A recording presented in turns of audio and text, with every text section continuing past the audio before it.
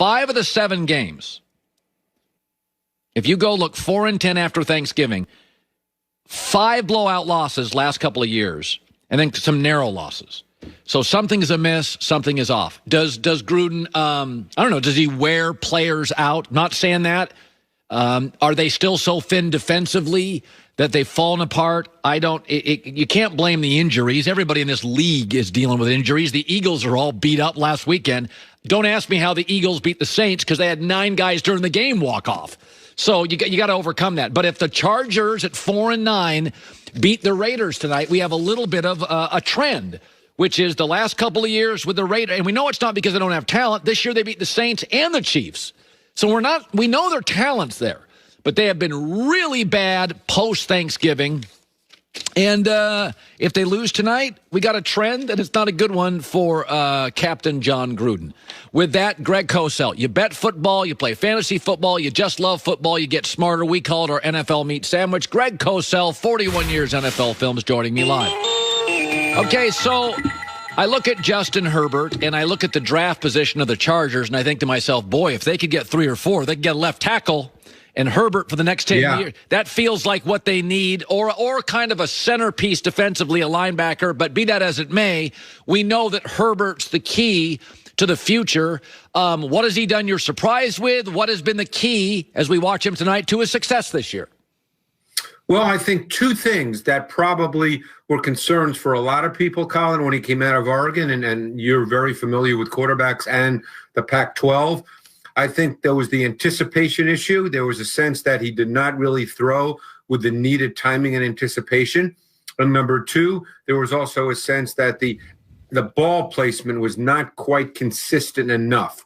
And I think those 2 things have somewhat been put to rest. He's made some outstanding ball placement throws, both from the pocket and on the move. And they've done a really nice job with the play design as well to help him with timing and anticipation, because you can create play concepts in which the ball does come out, and that can help a quarterback. But he's been really, really good in those areas. And those were 2 questions coming out. Yep. I want to talk, and we'll see him tonight. Let's talk Josh Allen. Wild at Wyoming. I remember watching him play Iowa and Oregon, and he was the wild pony. He was out of the barn. There was something there and a lot of energy. Then he goes to the NFL in his first year. He's wild. A completion percentage in the mid to high 50s. And now, in the last 3 to 4 weeks, he's a model of consistency. Coaching, scheme, what is it? Well, I think his mechanics have become a little more compact. He may never look like Tom Brady, but I think that more throws now, you can see everything working together better. And mechanics are usually not talked about very often with quarterbacks. We talk about arm talent. We talk about mobility. We talk about many things. But I think you're seeing now his hips, his shoulder, his arm angle, all working more consistently on his throws. And I think that's the reason, Colin, that he's able to make more throws that require pace and touch. It's why he's able to hit Beasley on whip routes or pivot routes. It's why he's able to hit Stephon Diggs nicely on hitch routes or slant routes. Throws that you don't drive. They're not velocity throws. They're throws that require some pace and touch and precise ball placement. Because run after catch on throws like that, that's a function of the quarterback, not of the receiver. So we're going to have a disagreement here. One of the things that always drove me crazy about Jay Cutler drives me nuts about Drew Lock. They play with a casualness. I would agree. Russell Wilson tends to play with an urgency. You sense with Drew Brees, every play he is completely focused. And Locke and Jay Cutler, though arm talent aside, it's just kind of sometimes they're just kind of experimenting. You can't do that in this league. So that alone, I don't know if you can correct, and it drives me nuts. But I hear you like Drew Lock. Well, it's not a matter. Look, there's concerns with Drew Lock. There's no question. It's not a matter of sitting here saying, boy, I love Drew Lock. The tape tells me whether I like a player or not. And there's something there. You're right. There's a certain casualness to his game. There's a mechanical issue with his lower body. He opens up and steps into the bucket an awful lot. He falls away from throws at times. He drifts. And all that does make him look like he's playing with a certain lackadaisical feel. And then you do get into the decision making, which comes down to game situations, understanding when you can make a certain throw and when you can't, understanding when a receiver's open and when he's not open based on the defense. So all these things, can they be taught and learned? They can. There's no guarantee that it will happen over time. So I don't disagree with you at all. But I watch him and I say to myself, God, there's something there. I don't know if it will come out. Yeah. So there's a game this weekend. If the playoffs started today, Seattle would go to Washington and play the Washington football team, and they're going to play this weekend. And it's an interesting matchup because the strength of Washington could be the weakness of Seattle. Their offensive line, when it gets overwhelmed and they can't run. So when you look at the Washington-Seattle matchup, obviously Seattle should win. They're at a different stage in their organizational structure. They're a championship team. Washington's rebuilding. What will Washington do to Seattle's O-line? What will it look like, in your opinion? Well, we all talk about Washington's D-line, and it's really, really good. But they've become really efficient with some blitz concepts as the year has progressed. And if you look at Russell Wilson, you can go back to last year. He was the most sacked quarterback in the NFL last year, and about 60% of them came versus blitz. This year, more than half of his sacks have come versus blitz.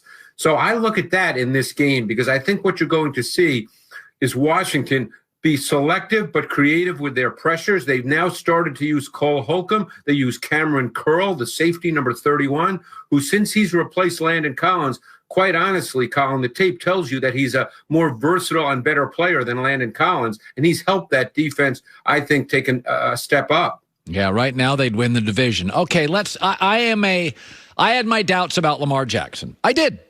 And but in the last year, I find myself defending him a lot. And I said this, maybe I said it to you last week, but when somebody's great at something, I accept the fact Shaq couldn't hit free throws, but he was so powerful, I will live with his limitations. And I keep hearing about Lamar can't do this.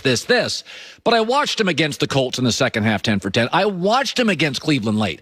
He does make certain throws. Kaepernick didn't have touch. He appears to at times have nice touch.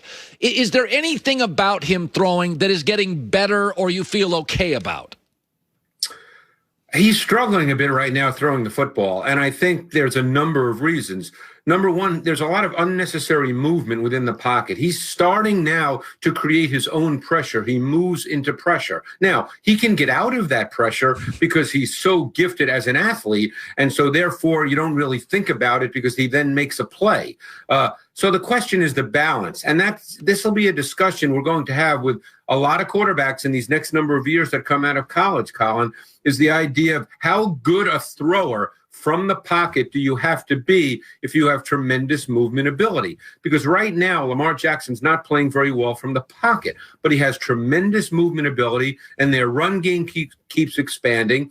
They were a big zone read run team. Now they've added the counter gap scheme run game to it. So they do so much with the run game, and he can move extremely well. But if you're just talking about throwing the ball from the pocket and all that goes into that, right now he's not real good at that. Okay.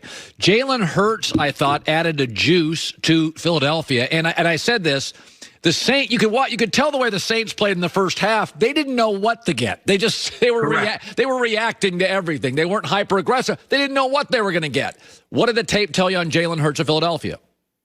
Well, you have to start with the poise and composure. That was very evident. Look, this kid's played at the highest level of college football and played well.